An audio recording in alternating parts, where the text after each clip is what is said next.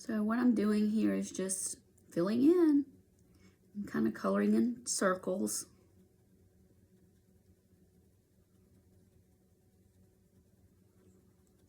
Until I get all of this blue filled in. It's really nice because the way this book is set up, you can actually color just large places within the coloring, and it fills in pretty quickly.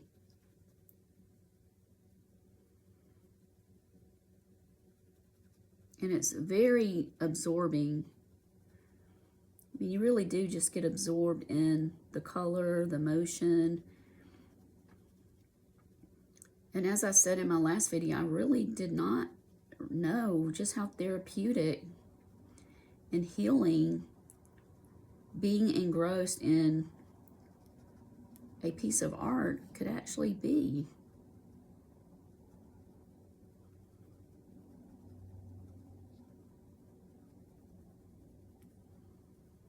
Now, you don't have to use glitter pens with these. You can use just gel pens. You can use watercolor markers. You can use your pencils, colored pencils, whatever kind you prefer. I prefer the Prismas, but some people love the Faber-Castell. Some people love the Derwents, and I have all of those. Some people love the Holbeins. Some people love the Caran d'Aches. Some people love all of them like me. I just love all of them. And I mix them all. And some of my books, like this one, I'll have one type of pen or pencil that I like to use. For this one, it's been just the Sioux colored glitter pens. But I have another book that I'm doing that my baby son gave me. And it's called, I believe it's called My Happy Place. Let me see what that book is called.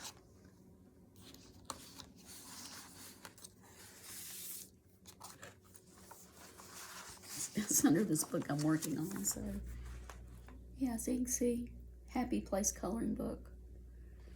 So he gave me that a couple of years ago, and for that particular book, I actually like to use mostly my Prismacolors, and then sometimes I'll go back and highlight with these glitter pens. Just whatever I think is going to make it look pretty. Like I said, I'm not an expert. I've been doing this mostly because it helped me through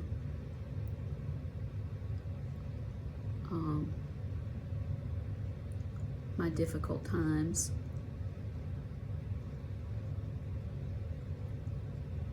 That I've had. And I just wanted to share that with everyone because, you know, it's not going to take away that pain. It has not taken away the pain of losing my son. Nothing can take that away. Nothing can cause me to forget that or any of that. But it is something that I can engross my mind and my time in to help me through all those times when I'm missing my son, who was an amazing, amazing man and father. He was a researcher and teacher here at one of the major universities, medical universities.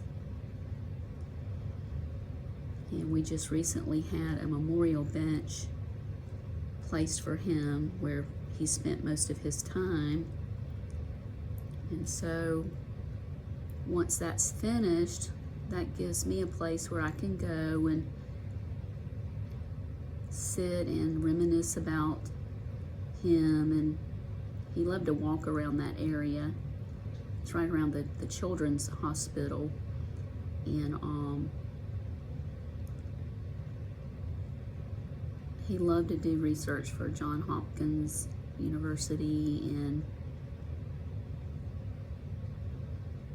memorial donations to children who,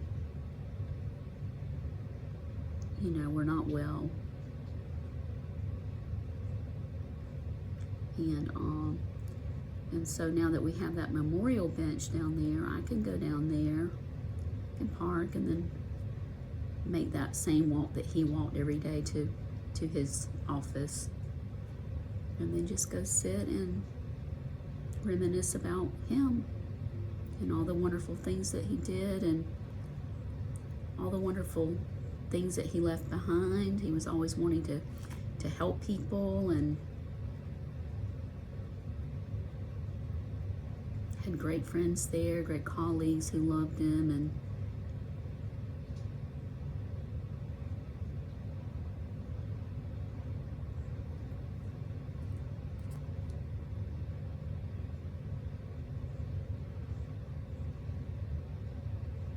I could do that at the gravesite, but the gravesite is a lot further away than here where I am. It's several towns over. And so you're talking about almost a day's drive, and where if I have memorial things here, then I can go and spend my time here where he was every day.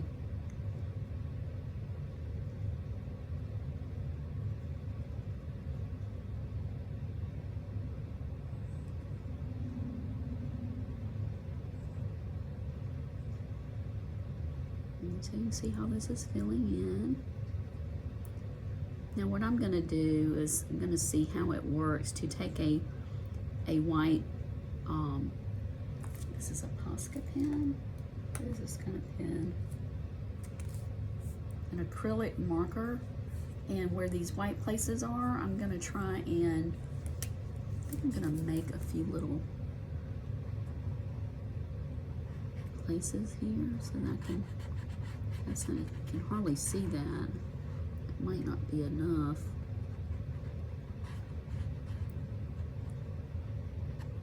And I'll go back over it some, but maybe to try to color around that a little bit. Give me a little bit of gradation there where I can kind of look at that and maybe even not color white is, you know, leave some little white spaces in my little squiggles there and see how that looks. I can always go back with this blue and darken it up a little bit, or another darker blue. But once you color over white, it's hard to get it white again. In fact, I have a piece in here that I had run out of this blue ink, and so I had, this blue glitter pen, and so I had put a darker blue there, I believe, or purple. I thought that would work. Well, that didn't work. And so I whited it out and went over it again with kind of a pink, like a pink that you see in the sky sometimes. Well, that didn't work either. And so I'm gonna go over that after a while and try to go over it in white and then color back over it with this blue glitter gel pen.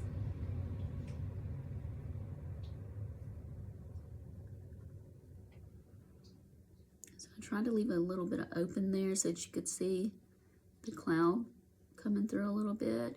And you guys might do better with clouds and those kinds of images that I don't do quite as well with. I really want to work on my clouds and water and those kinds of things. But that's just something, as you know, as a new artist, and you may be new at it, you may have colored for a long time. But some of these techniques as a new artist, you just have to learn as you go. My daughter is the real artist here. She began art when she was a little tiny thing. And I had this book. I ran a little small daycare. And so I had this book that I just happened to come across at Walmart one day when I was shopping. And in this book, it had like lessons in art for little 2- and 3-year-olds. And so I bought it and I brought it home, and I was keeping only my daughter and another little child at that time.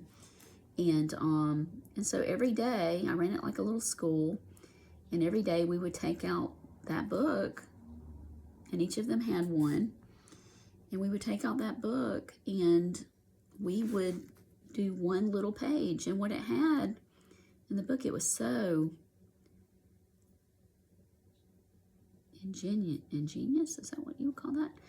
And so what they would do, it would have like a squiggle, and the book would ask the child who was coloring in it or drawing in it to turn that into an image. And so I did that with both of them, and both of those two little girls wound up in the gifted program. And I'll always believe that a part of that had to do with being artistic. And then my little girl, Mary, she's not so little anymore, she's 37, but, you know, to you, they're always little. But, we had a paint wall for her in her room, and so it was an entire wall, and it was a white canvas, and she was allowed to draw on it and color on it and paint on it and whatever she wanted to do. And then when she finished whatever scene she was working on, we would take a picture of it, and then she would start another drawing. And I mean, sometimes she would work on whatever she was working on for a couple of years. You know, this wasn't something that she would paint this wall in a day. But she would work on this, whatever she was doing, for maybe a year or two, and then, like I say, we'd take a picture of it, and she would start again. The only thing I don't suggest, because as far as a medium, is color crayon. We let her use color crayons on it too, and I mean, we did have to sand the crayons off. But like paint markers and paint and things like that, I mean, you just put a little primer on that and paint over it, and you've got a new palette ready to go.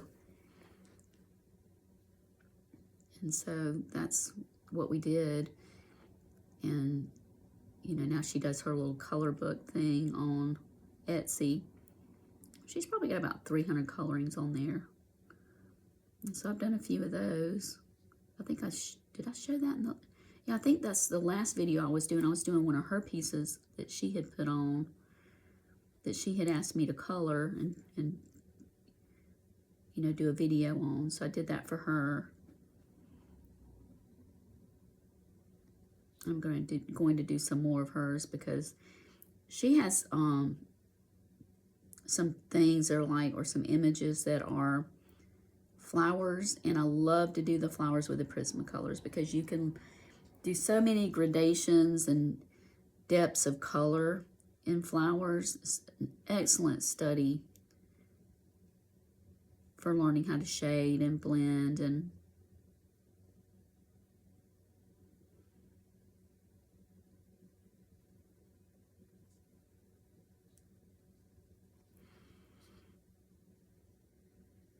so here we are, got a big piece of the sky almost done.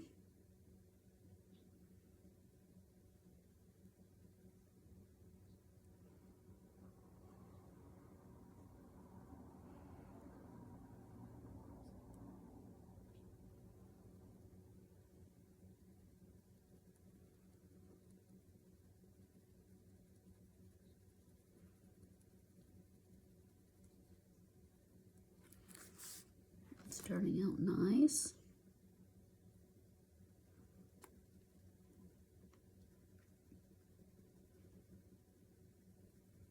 I just love this light blue.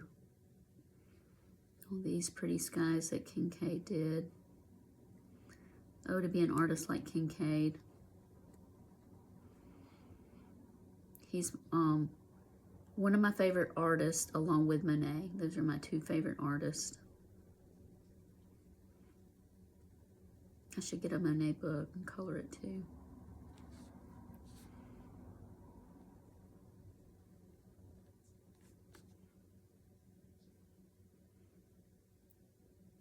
Probably my favorite painting of all time is Water Lilies.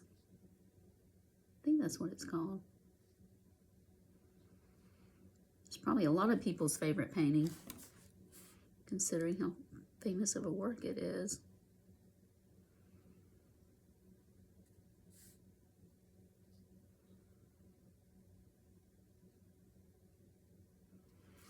Okay, let's see if there are any places in here that I want to color. I try to be careful in here because you can get confused where you have all these light spaces within these trees. Sometimes I like to go in and fill in the green in the trees and then go back and do these lighter spaces so that I don't wind up filling in something that's supposed to be these lighter spaces, these dark green spaces, so that I don't fill in with the white spaces and then have my tree not quite right. All right, so I'm gonna leave this as is for just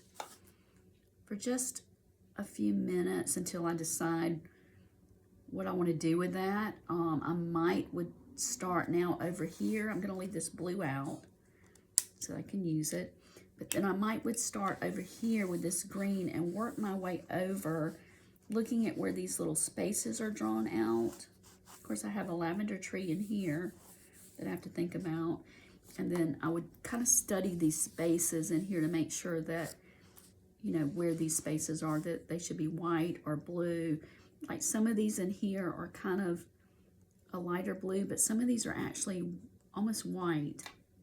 Okay, and so I do kind of look at the gradations of the colors and try to make sure that even though my colors don't match exactly with these glitter pens, I try to look at the gradations of color so that if I'm using greens, like this is a really light and dark green. You can see the spotches of light green, but then you see a darker green in there.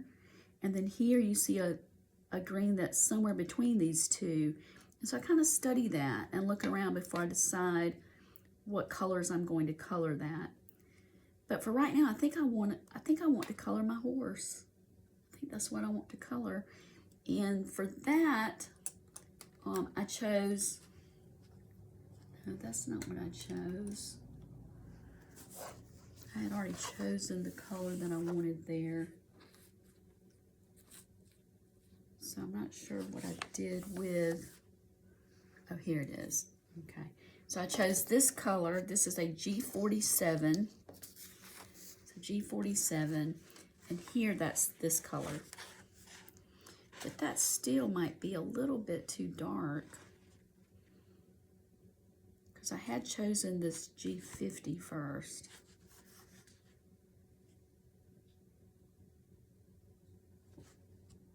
I think I like this G50 better. So I'm going to look for that. Here it is.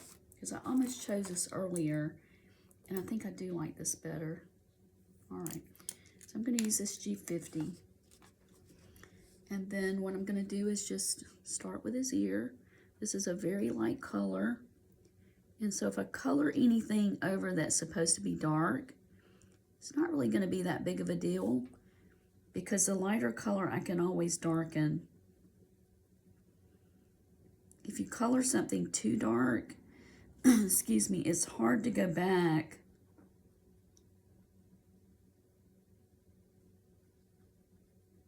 and lighten that. You will literally have to take, and I've had to do this in some of these, you'll literally have to take a paint pen like this and color over it with that. So yeah, I really like this color. I think this is looking nice. This is looking really pretty.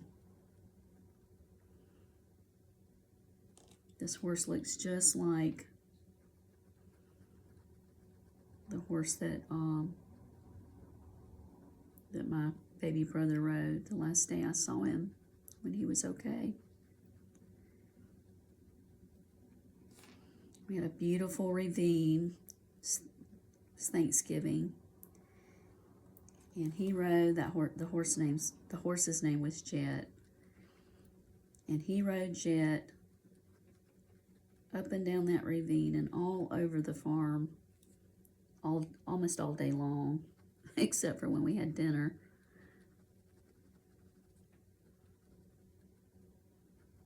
And if anybody else got on Jet that day, Jet would lay down. He would not ride them. He would only ride Ashley.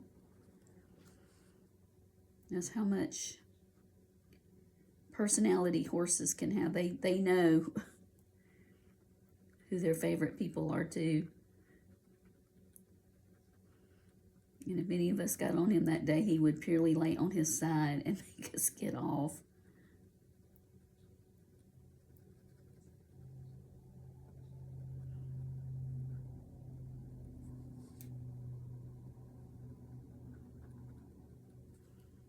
So I'm just coloring that in.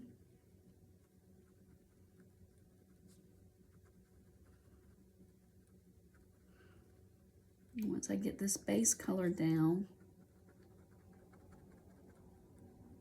I'll go in all of these dark places, the tail, the mane, a little bit around the face. I'll color that in. I'll color that in darker. I'll color it all for right now, just so it's colored in.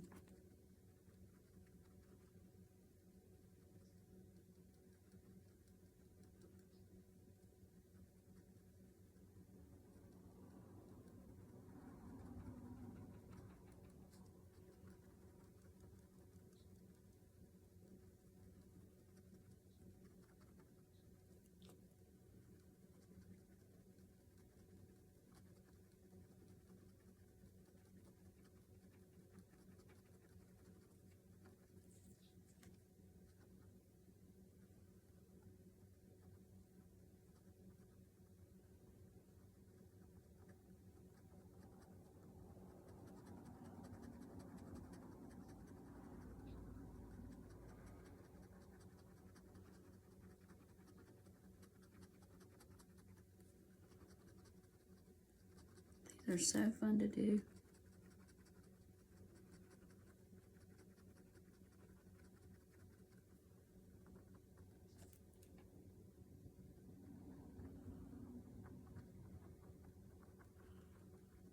I'd like to see some of you color these in as well and post your pictures, what you come up with.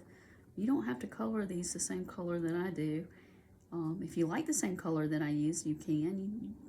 Like I said earlier, you don't even have to use gel glitter pens. You can use your Prismas, you can use your Faber-Castells, your Caran d'Aches. I'd love to see some that are colored with that medium so I can see what they look like and give me some ideas here.